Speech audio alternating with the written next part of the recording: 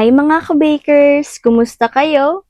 Ngayon naman ay gagawa tayo ng puto caramel. Handa na ba kayo? Ang mga kailangan natin ay all-purpose flour 1 cup, sugar 1/2 cup, baking powder 1 tablespoon, fresh milk 1/2 cup, tubig 1/2 cup, melted butter 25 grams, at itlog na 1 piraso. Ilagay na natin ang asukal, tubig, fresh milk, melted butter. Haluin muna natin ito, itlog, at atin ulit itong haluin. Durugin muna natin ang itlog at haluin ulit. Ilagay na natin ang baking powder. Haluin lamang natin ulit.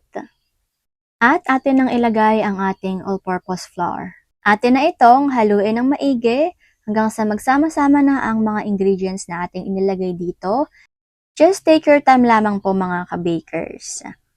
Siyempre, para po mawala po ang mga buo-buo, ay kailangan po talaga natin itong haluin ng maayos. Ayan. Pwede po tayong gumamit ng ating whisk para po mas mabilis po siyang mahalo. At ito na nga po ang texture na gusto natin, yung hindi na po siya magaspang, wala na po siyang buo-buo, at perfect na po talaga. Kaya naman, atin na po itong ilagay sa ating molde.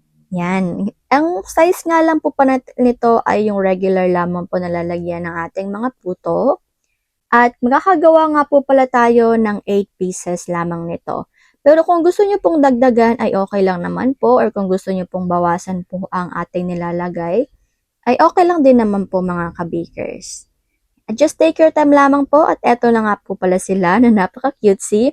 Ngayon naman po maglalagay po tayo ng ating caramel sauce, na kayo na po ang bahala kung gaano po ito kadami, at nabibili nga po pala ito sa mga bakery supplies.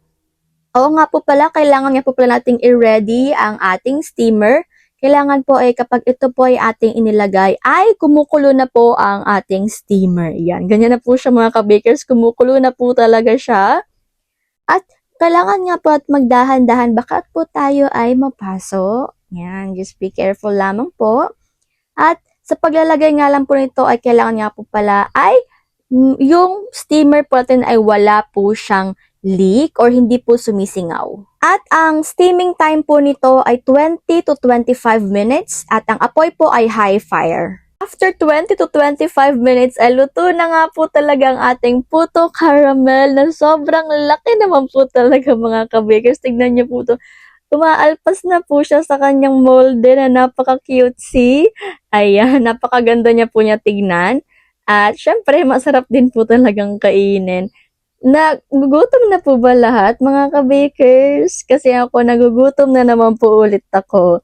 So anyways, atin na nga po tutong tanggalin sa kanyang molde. At tsaran, eto na nga po talagang ating finished product mga ka-bakers. Na talaga namang patok. At napaka-yummy. At higit sa lahat ay napaka-malinam na. Higit sa lahat, fluffy din po ito mga ka-bakers. Naman lahat ng ating ginagawa ay napaka-fluffy naman talaga at napaka-yummy.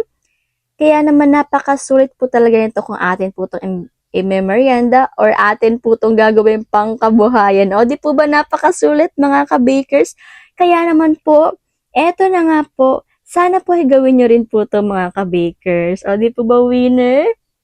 Ay grabe naman po talaga mga ka-bakers. Napakadaldal ko na naman po. So hindi ko na nga po kayo patatagalin pa. At eto na po ang ating food for the soul ngayon.